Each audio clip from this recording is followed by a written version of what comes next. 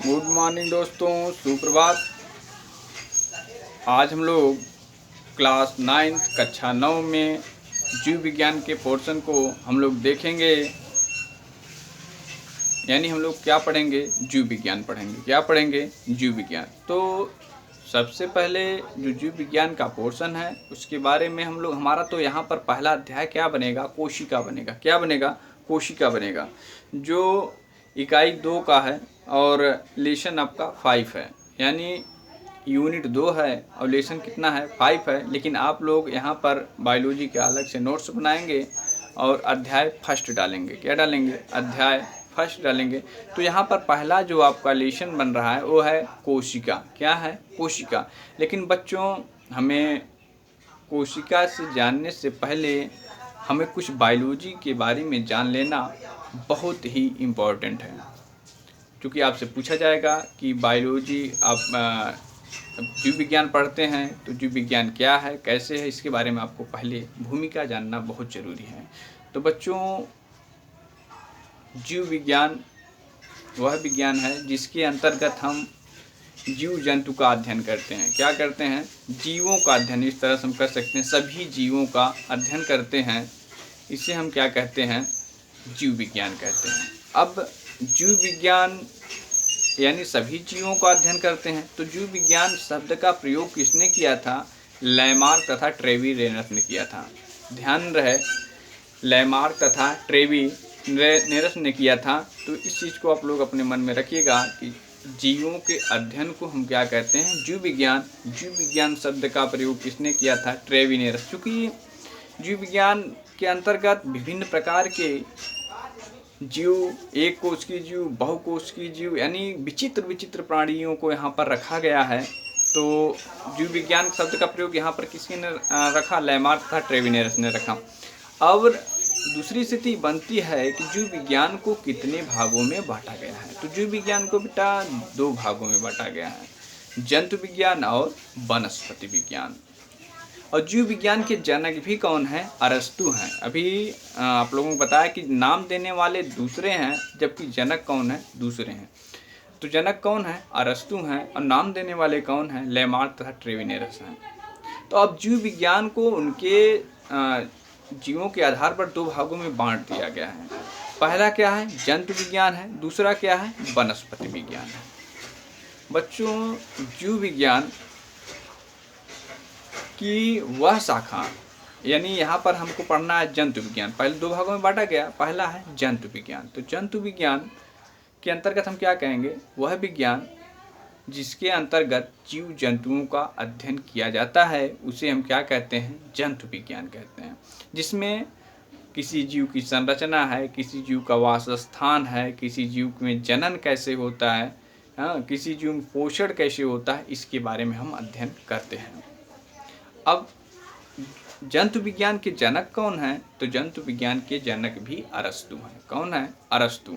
यानी जंतु विज्ञान किसे कहते हैं? जिस विज्ञान के अंतर्गत, विज्ञान की वह शाखा जिसके अंतर्गत जीव जंतुओं का अध्ययन किया जाता है। अध्ययन किसका किया जाता है? उनके वासस्थान का किया जाता है, उनके जनन का किया जाता है, उनके पोषण का किया जाता है, उनके समस्त कार्यशैलियों के बारे में जो अध्ययन किया जाता है उसी को हम कहते हैं, जिसके अंतर्गत किया जाता है। यानी जंतु विज्ञान के अंतर्गत जीवों को किया जाएगा, तो इसलिए हम क्या कहेंगे? जंतु विज्ञान के अंतर्गत, यानी इन सब का अध्ययन क्या कहलाता है? जंतु विज्ञान कहलाता है। इसके जनक कौन है? अरस्तु है। क्लियर हुआ? अब हम बात करते हैं वनस्पति विज्ञान की। वनस्पति विज्ञान हम समझ, नाम से ही जाहिर है, वनस्पति है, पौधों से संबंध है। किससे है? पौधों से है। यानी वह विज्ञान जिसके अंतर्गत पेड़ पौधों का अध्ययन किया जाए। किसका किया जाए? पेड़ पौधों का अध्ययन किया जाए। छोटे से लेकर बड़े पौधों का अध्ययन किया जाए। इनके वासस्थान, चूँकि तमाम प्रकार के पौधे कुछ जल में उगते हैं, कुछ स्थल पर उगते हैं, तो ऐसे स्थानों पर कुछ रेगिस्तान में उगते हैं। तो इस आधार पर कुछ काफ़ी बड़े होते हैं, कुछ छोटे होते हैं, कुछ लंबे दिन में अपना जीवन चक्र पूरा करते हैं। इस आधार पर इन्हें वनस्पति विज्ञान में रखा गया और इनका अध्ययन किया जाता है। यानी वह विज्ञान, जीव विज्ञान की वह शाखा जिसके अंतर्गत पेड़ पौधों का अध्ययन किया जाए उसे वनस्पति विज्ञान कहते हैं। वनस्पति विज्ञान के जो जनक हैं वो कौन है? थियोफ्रेटस हैं। कौन है? थियोफ्रेटस नामक वैज्ञानिक। आप लोग कापी कलम ले लीजिए, इसको लिखते रहिए, हम आपको नोट्स देंगे, लेकिन आप लोग याद करने के लिए इसको लिखिए। तो यहाँ से दो बात आपको क्लियर हो गया कि जीव विज्ञान किसे कहते हैं, जीव विज्ञान का प्रयोग किसने किया था, जीव विज्ञान को कितने भागों में बांटा गया है ना, ये क्लियर हुआ। अब जीव विज्ञान को दो भागों में बांटा गया, जंतु विज्ञान और वनस्पति विज्ञान। क्लियर हुआ। दूसरी स्थिति ये बनती है कि यहाँ से हम लोग बांट दिए, बांटने के बाद अब जीव विज्ञान का थोड़ा परिचय हो गया। अब हमारा जो अध्याय है, प्रथम अध्याय हम पढ़ेंगे बायोलॉजी में कक्षा 9th में, वो है कोशिका। क्या है? कोशिका। क्या है? कोशिका।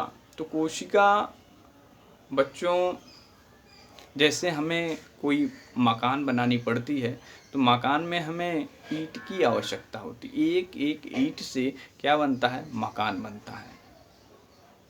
उसी प्रकार जीवों के शरीर में, चाहे जीव हो, पेड़ पौधे हों या जीव जंतु हों, जीवों के शरीर में किसकी आवश्यकता होती है? कोशिका की। कोशिका जीवन की मूलभूत इकाई। कोशिका जीवन की क्या है? मूलभूत इकाई है। तो एक एक कोशिकाओं से मिलकर शरीर का निर्माण होता है। जिस प्रकार घर का निर्माण एक एक ईंट से होता है, उसी प्रकार शरीर का निर्माण एक एक कोशिकाओं से मिलकर होता है। यानी सबसे विकास की सबसे सूक्ष्मतम इकाई क्या है? कोशिका है। कोशिका न हो तो हमारा विकास निश्चित नहीं हो सकता। इसलिए कहा जाता है कोशिका जीवन की मूलभूत इकाई है। कोशिका क्या है? जीवन की मूलभूत इकाई है। कोशिका न हो तो हमारे शरीर का विकास नहीं होता।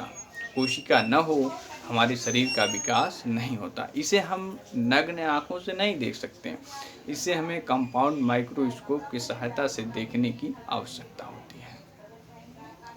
इसलिए कहा जाता है, एक डिफिनेशन और बनता है, कोशिका जीवन की संरचनात्मक एवं क्रियात्मक मूलभूत इकाई है। संरचनात्मक एवं क्रियात्मक मूलभूत इकाई है। यानी ये हमारे शरीर के संरचना भी हम प्रदान करते हैं किसके माध्यम से? कोशिका। कार्य करने की भी क्षमता कौन देता है? कोशिका देता है। यानी हम कोशिका को जितना कहें शरीर में सूक्ष्मतम इकाई है, इसी के माध्यम से सभी अंग तंत्र का विकास होता है।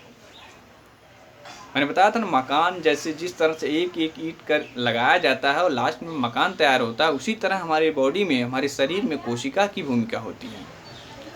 कोशिका, बहुत से जीव में केवल एक कोशिका पाई जाती है, बहुत से जीव में एक से अधिक कोशिका पाई जाती है। वो अलग सी बात है। अभी हम लोग जानेंगे कोशिका होता क्या है। कोशिका मैंने बताया कि जीवन की मूलभूत इकाई है। जीवन की मूलभूत इकाई है। कोशिका संरचनात्मक क्रियात्मक मूलभूत इकाई है। ये कोशिका केवल अभी जानिए आज इतना, अगले दिन हम आपको बताएंगे कि कोशिका की खोज किसने की, कैसे कोशिका को देखा गया, कोशिका को सिद्धांत किसने दिया, ये सब हम लोग थोड़ा थोड़ा आगे पढ़ेंगे। अभी आप लोग आज इतना ही जानिए, अगले दिन हम इसका विस्तार क्लास में करेंगे।